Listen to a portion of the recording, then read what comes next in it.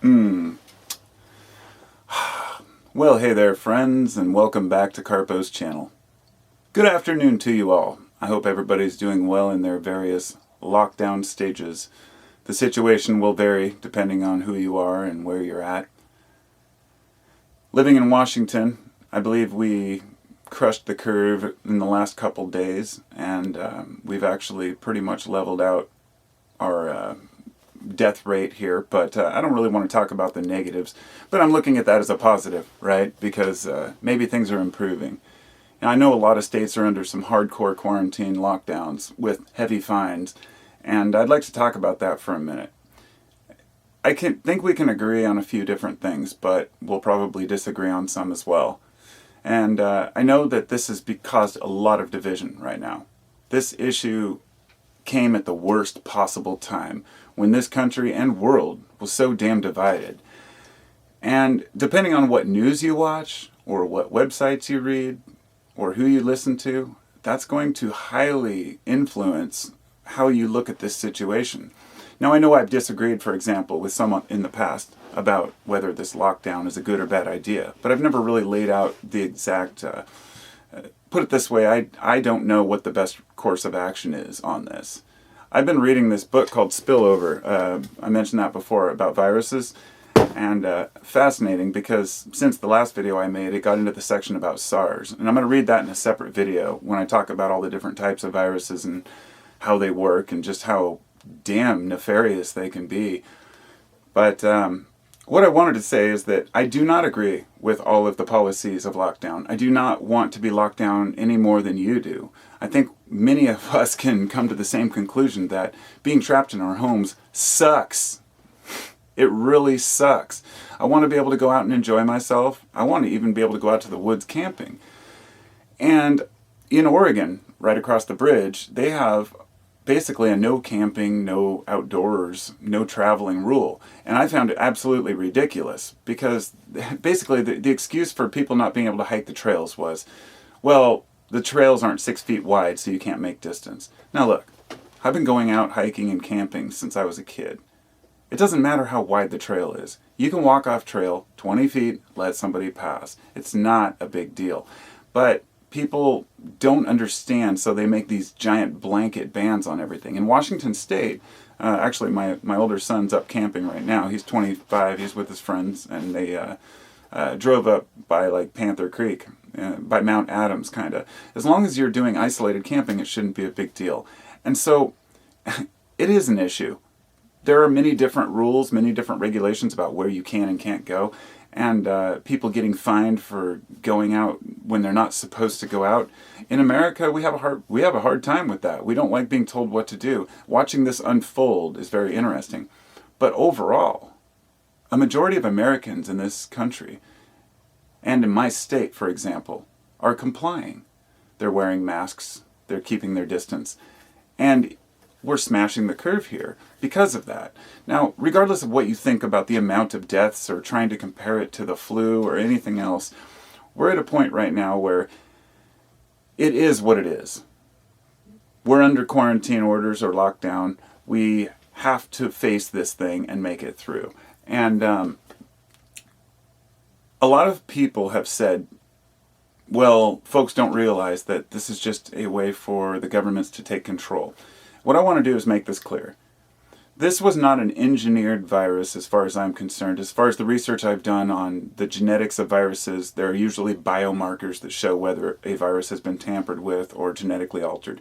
That doesn't mean it wasn't released on purpose, but what I am saying is the virus happened, and there are a lot of reasons why viruses spread to humans. But every state, every country will use this for a power grab. And so many countries are already doing that, regulating their citizens based on race or class. And in the US, the one thing that we have going for us, the greatest asset that we have is the individual states and our ability to act on our own. So we don't have to wait for the federal government to tell us what to do. In my state, we acted early. And because of that, we're doing well. Other states, maybe that didn't act as early, people who decided to go to church yesterday on Sunday, that is a free American choice. And it's a very complicated issue because some people say it's my freedom, it's my right. I agree. But if you're compromising other people who don't have that option, if you, for example, go to a huge gathering and you get infected, and you go to the store and you infect somebody who has a compromised immune system because they have to be there at the store shopping, then, you're unwittingly, killing somebody. And that is a big deal. I feel like people are just downplaying this. I'm sickened by the right-wing media and the way that they have been downplaying it up to this point. Now they're finally coming to. But let me just say this. I'm disgusted by the left media. Freaking CNN and NBC, and how they're trying to make Fauci look like he hates Trump, and they're trying to push this agenda on both sides, okay? If we can't come to this one agreement that both media are just seizing on this to make it political, the virus itself doesn't give a shit what your politics are, okay?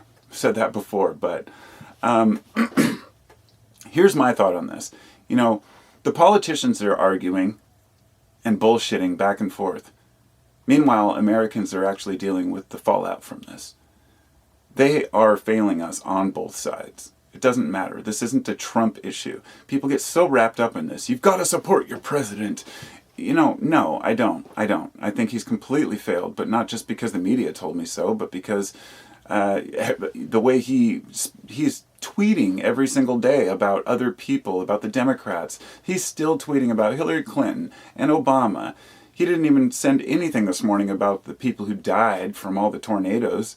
Maybe by now, when people called him out, he has. But I care about people. And I can see when other people don't care about people. And most politicians don't seem to give a shit about the general public. And so we have to act on our own. And that's what people are doing. Most people are abiding lockdown not because of a law in my state. There's no rule that I can't go somewhere.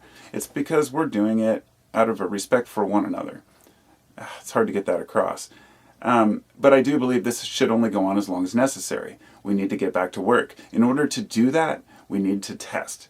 And we need to figure out antibody tests and see who has been infected so certain people can get back to work once they're not a liability or an issue. Now, that's not being done because our health system has failed. And no, it's not just this administration. Our country has just lived on the edge forever. If you want to look at what they're posting before they do any of these live, updates on this, it's always the stock market. Everybody just wants to see how Dow Jones is doing, And maybe we're getting what we deserve because of that. So lockdown should only go on as much as necessary. The national parks and the forests should at least be opened up in areas where people can travel. I understand that when you close facilities like bathrooms, then you can't just leave a park open, have people shitting in the woods all over the park. I get that.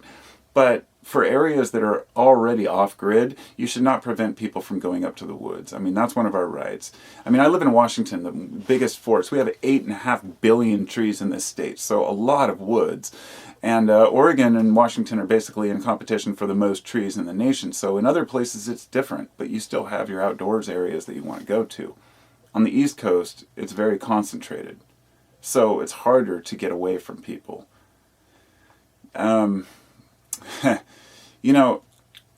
We do need to open up the country, I get that. But let me just say, for all the people who try to compare deaths, let's talk about the fact that I don't want to spend 30 days in the hospital. I couldn't afford to be on a ventilator. I heard this doctor talking about one of his patients the other day, and this guy was dying, and his last words, his wife she talked to him on the phone, he said his goodbyes, and then he said to the doctor, "Who's going to pay for this?"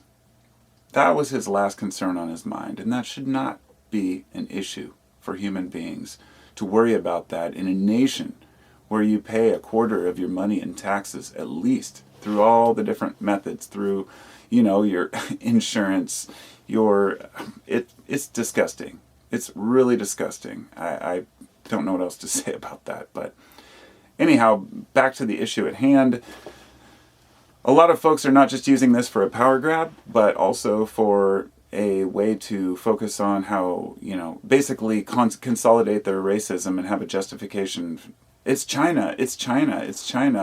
I mentioned this the other day, that China hides everything.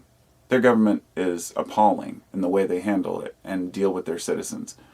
But let me say this, if you hear about it, if something comes out of China and you're aware of it, you better be sure that that's something that you should pay attention to, because they have quashed all different types of upheaval and upset and various viruses. For those who don't realize how bad SARS really was, I'm going to get into that in a future video, but SARS was horrible. I think it was one guy infected like 36 doctors, and they had a high mortality rate. And the only advantage was that they nailed it quickly, and they did so because it didn't infect others until it had shown symptoms, which is the direct opposite of what we have now, the SARS-CoV-2, which you can be asymptomatic and still spread it, and that's horrendous. So it made it much harder to control and to know if people are actually sick. But SARS was nailed, and for those who aren't aware of why South Korea had such great results during this, they were able to nail the curve quickly a month ago, I believe. The reason why is because after the SARS outbreak, South Korea had the second worst outbreak in the world. And after that, they made it a point to upgrade their healthcare system and make sure that they were aware. And if any outbreak happened, they started mass producing tests. The very first case they had in South Korea, and probably before that even, they were mass producing, hundreds of thousands of tests and testing everybody. Then they set up an app which will track the people who have been in contact with others. And they were successful. They had their first case on the same day as the United States, and they were able to knock it out. Now we could compare populations, we could compare a lot of things. That's not the point. The point is that in America it's harder to do that. People don't want to be tracked on their cell phones. They don't want an app that's going to tell them who they've been in contact with. And this is going to make it really interesting to see what happens.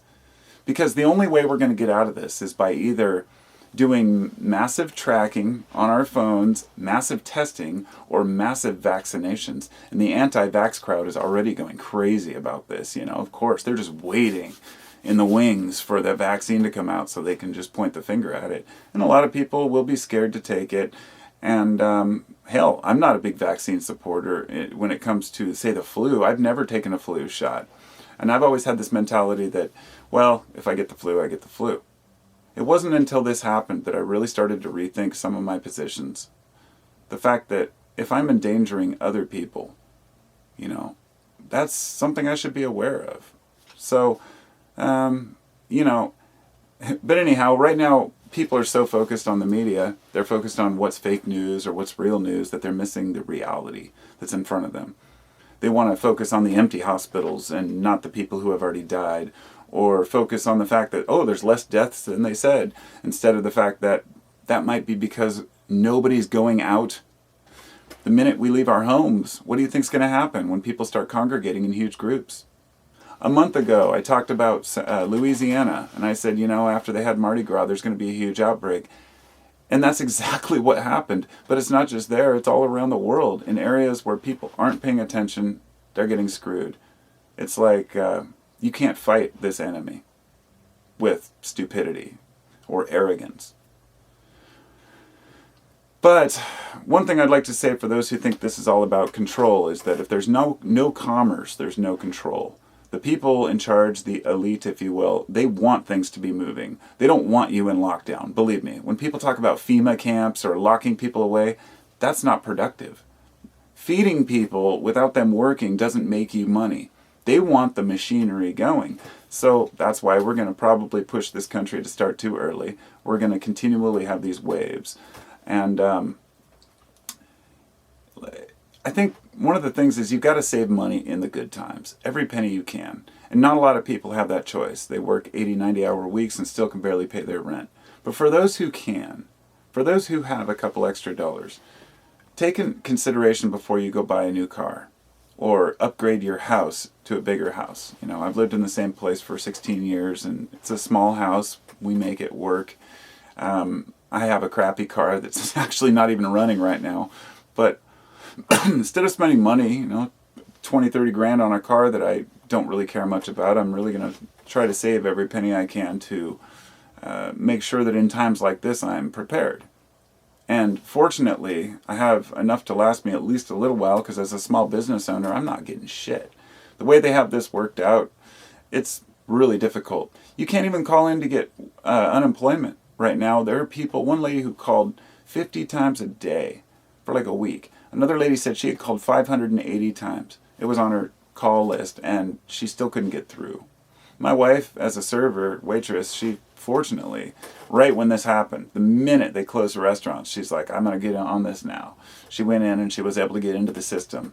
And there are people out there who are still trying to get through. You know, got to act quick on it, or else you're going to get left behind because the government's incompetent. When people say, well, the servers are overloaded, then get some more servers. The government should be competent in these things. They should have these things prepared to go. We are so tech savvy, but we are so far behind on the technology on this particular issue. And it's not for lack of knowledge. It's for lack of spending the money and being prepared, because we've been aware of a pandemic like this for a long time. So we might be headed towards a depression, not just a recession, but a worldwide depression, because as trade becomes more difficult, as more and more factories, have less production, there's not going to be enough to fill the demand in certain areas. And it's just going to cause a ripple effect. But not just that. We might be doing okay here, but in other countries, they have horrible control over their healthcare system, over, there's war-torn zones that are going to be devastated, and that is a worldwide ripple as well.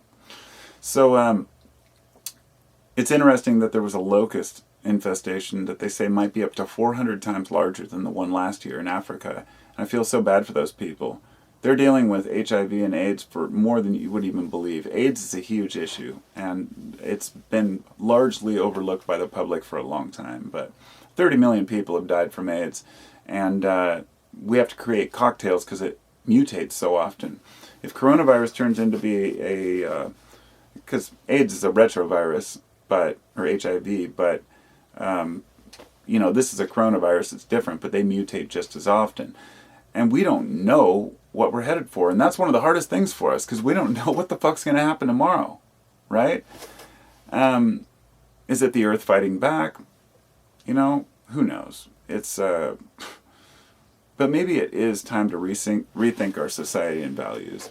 I saw some pictures of just piles and piles of squash and various vegetables being dumped out in the sun and just left to rot because they're not able to sell these huge quantities to cruise ships, to spring festivals and farmers markets, things like this, so they have to dump them. That I can understand if nobody's buying them.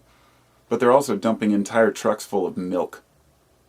Yeah, they're dumping who knows how many thousands of gallons or more of milk, because they want to keep the price high. Since the demand went down because of the same thing, instead of giving it away or lowering prices so you're not wasting stuff, no, we don't do that.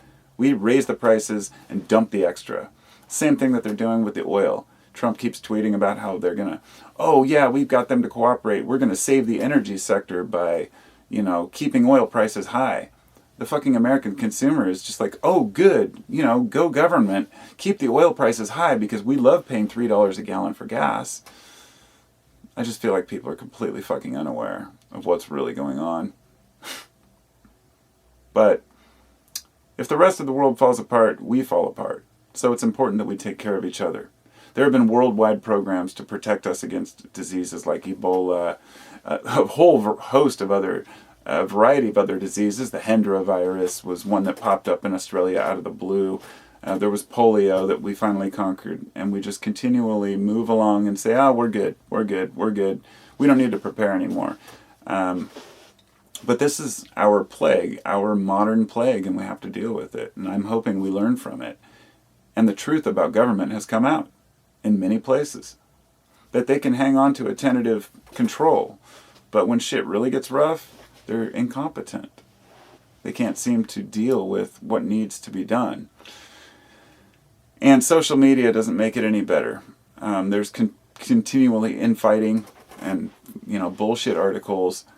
The internet was supposed to be a platform to learn. I read this. Somebody said this in something I read the other day. The internet was a platform to learn, but it didn't make people more knowledgeable. And I completely agree. we become biased, we fall into our partisan bullshit. People can't handle hearing that, so-and-so did this or so-and-so did this. Oh, but so-and-so did this, and it just becomes an argument back and forth. But we are emotional creatures, and this time is really messing us up. I've been in a completely different mindset. I'm home all the time anyway. I work from home. But having everyone home and thinking that the future is unknown, trying to figure out what we're going to do next, these are difficult things to navigate. So, it comes down to my response to government would be save lives, or stay the fuck out of them. If we're going to pay taxes, we should have this shit taken care of. And I'm not just saying this is Trump, so don't think, it's some hate on Trump. Every administration has managed to cut funding to something. And in the meantime, the American worker has been making less and less and less. But hey, if golf courses are essential businesses, so be it, right? Turn them into fucking farms as far as I'm concerned. But nah, no hate for anybody who likes golf. I know a lot of people like it. But there's a hierarchy going on out there, and it's not getting easier to be an individual in this world. And I'm hoping that out of this comes something good. Americans are generally following the rules and the guidelines set not by the president or their leaders, supposed leaders, but by the health officials. And there's an interesting paradox going on. America has been in a steep decline of trust in public officials and knowledge when it comes to science. And science has become very distrusted. Scientists have become distrusted. We go by our feelings. We're Americans. Even Trump himself says, I don't need to know the science. I just feel it in my gut. That's great, except for our gut lies to us. We tend to miss some major points if we don't understand the science. And I may not understand it all, but I try to trust and at least listen to people who have spent their lives in a particular subject. And never in recent decades has America been so wrapped up in trying to find out facts about something, because this is life and death. It's not just whether Hillary Clinton's emails were bad or Pizzagate exists. I brought Pizzagate up because one of my subscribers said, would you talk about that QAnon and Pizzagate? I'll just mention that right now. It's a complete bullshit. QAnon is nothing and a complete waste of everybody's time. I'm not even going to say anything more about it, but yeah, that's my opinion on it. It's time for us to get over our childish notions of understanding the world and look around at each other and say, who is my neighbor? What do they think? Not just, what do I read on the internet? So, I'm out. I got to go to my mom's and drop off some stuff. I'll talk to you all later. Thanks for listening. Peace out.